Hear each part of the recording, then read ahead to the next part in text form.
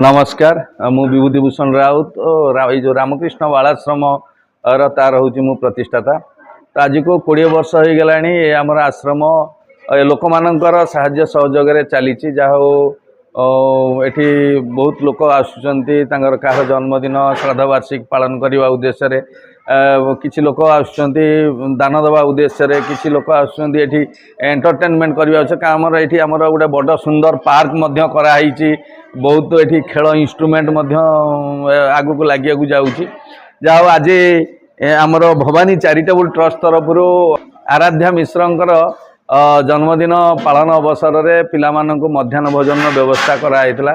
तेणु मुझे Bhavani charitable trust Narayan सार को बहुत बहुत धन्यवाद देवी।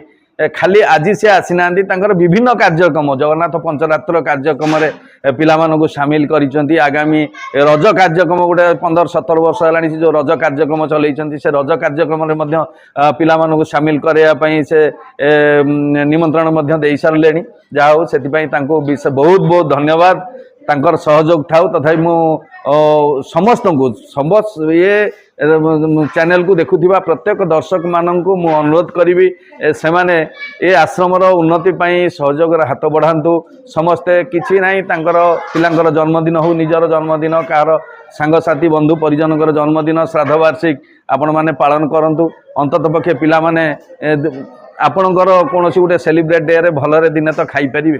धन्यवाद। जय भवानी चैरिटेबल ट्रस्ट 2017 रु अवहेलित गुरुजन वरिष्ठ नागरिक आ पिला जो सांगे गोटे कार्यक्रम सब कि मुहूर्त गुरुजन और परिवार सहित कि मुहूर्त अवहेलित गुरुजन और पिला सहित आम चाहूँ कि समय कटाए कि सी गोटे दिन जो खुशी मन में आसवा दरकार। तेणु खुशी रही से आगामी दिन में भल कर। तेणु आमर सब कार्यक्रम थाए जे से माने खुशी रुहतु कि मुहूर्त खुशी रुहतु सेलिब्रेशन करूँ जन्मदिन सेलिब्रेशन करूँ। आज आराध्या मिश्र जन्मदिन आज समस्त प्रकार व्यवस्था होता आ विभूति बाबू को मुझे धन्यवाद जनाऊँ। आगामी दिन में आउ बेसी जहाँ हम आम करवा आगामी रज भी आम पिला एंजॉय करने निमंत्रण करुँ उत्कल रंगमंच जयदेव विहार को। धन्यवाद।